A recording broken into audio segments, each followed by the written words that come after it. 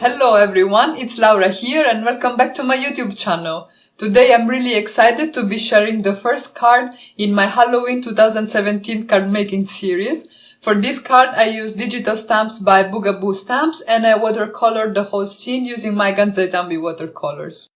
When I watercolor, I always have a palette on my craft table, my brushes, then I have two glasses with water, one to rinse off my brushes and the other one I keep it clean in case I need to dilute my paints or to add water to my watercolor piece. I tape my watercolor piece onto a hardboard using some painter's tape and then obviously I have my watercolors.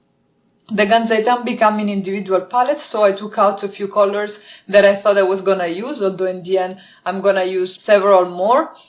And I am activating them with some water.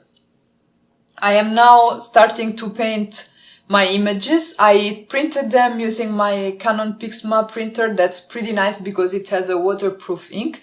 And I printed them on some Canson XL watercolor cardstock. So I created my scene on my computer, I printed it out, and now I'm ready to paint it.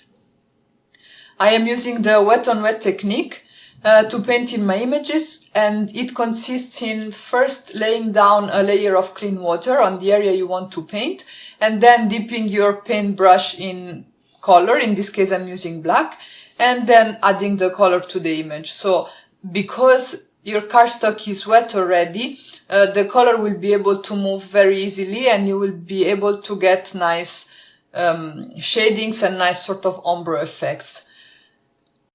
One thing you want to be careful about when you do watercoloring and use the wet on wet technique is not to paint two adjacent areas before the first one has completely dried.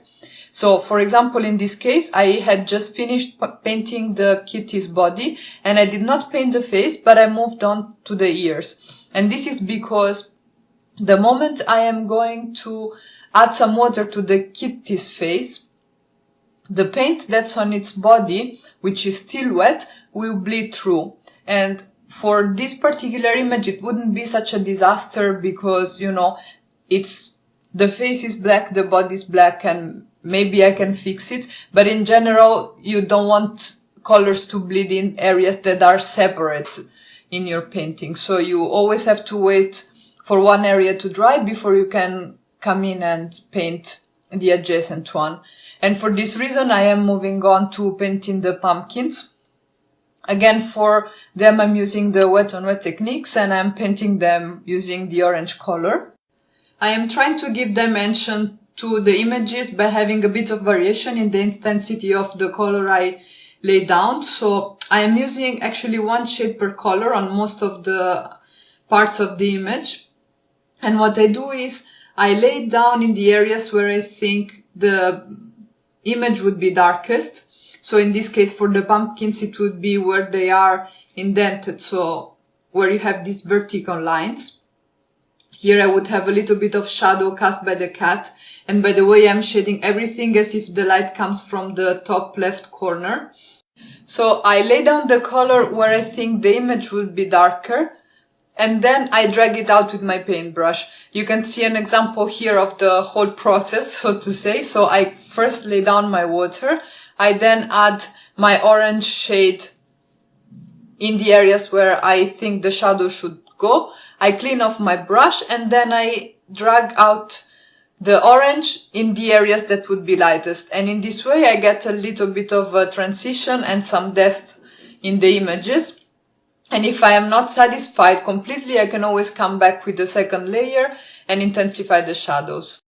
And as you saw, even with the pumpkins, I am being careful not to paint adjacent areas one right after the other, but then move from pumpkin to pumpkin, and so that I'm sure I have no bleeding and the colors dry where I put them down before I come back with some more water and some more color. And because the kitty's body is now dry, I can start painting in his face. So again, I am first wetting the entire area. I am adding the black color where I want the shadows to be. I clean off my brush, so I remove a little bit of the paint away from it. And I come back in, trying to drag the black outwards and to get a nice gradient. I hope that at this point I managed to explain more or less what the process is. So I will now put some music. I will list all the colors in my blog, which will be linked down below and also on screen. And I will catch you guys when it's time to paint the grass and the sky.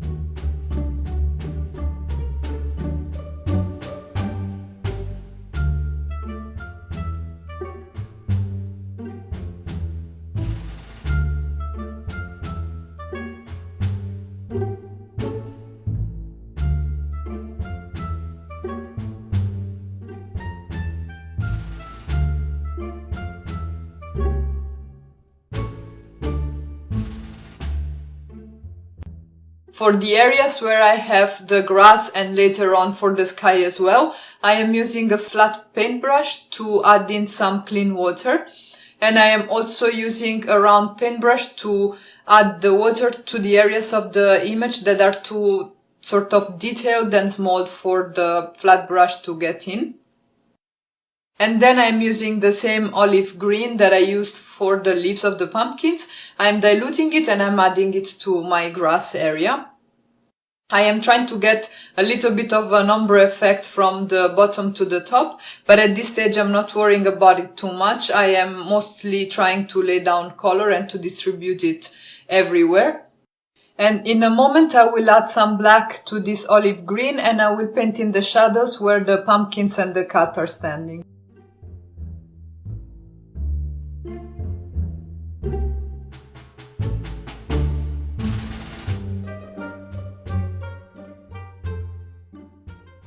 And unfortunately I did not film the first part of the painting of the sky, but I will try to explain it to you. It's actually very easy. I used the same flat brush to lay down a layer of clean water, and then with some dabbing motions of my round paintbrush, the one that I'm using right now, I added in some blue and some purples in different areas of the sky.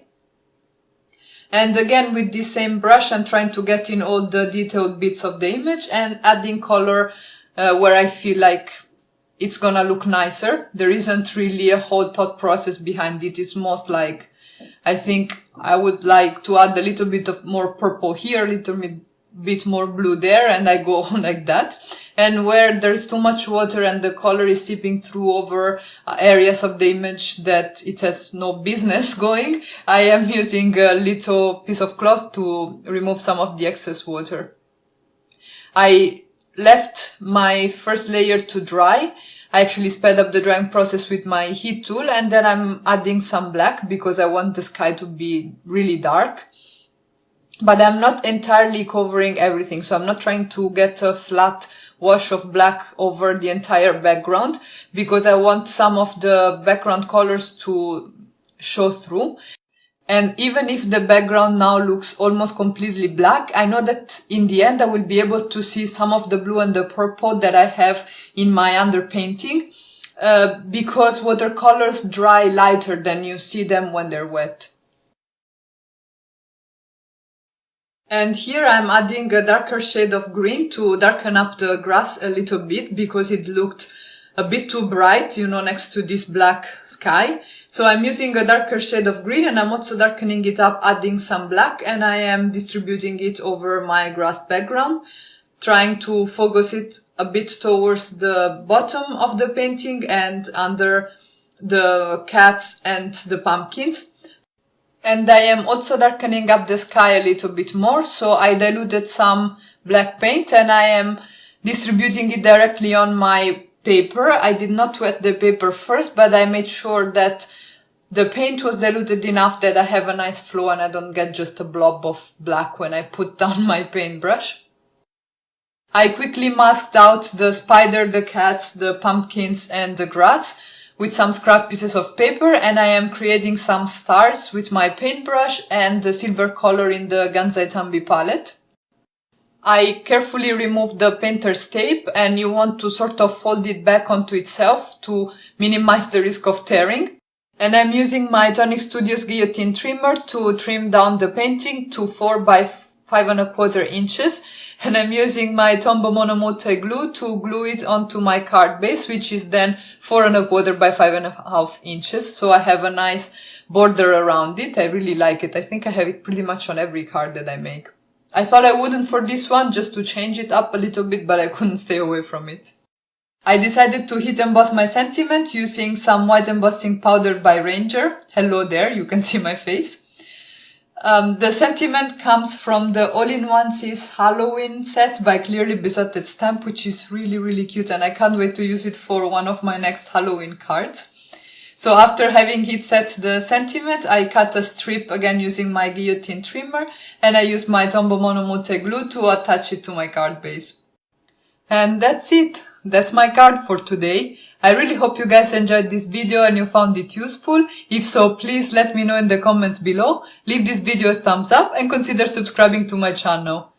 You can also visit my blog for the full list of supplies, and I hope I'll be back soon with another video. Ciao!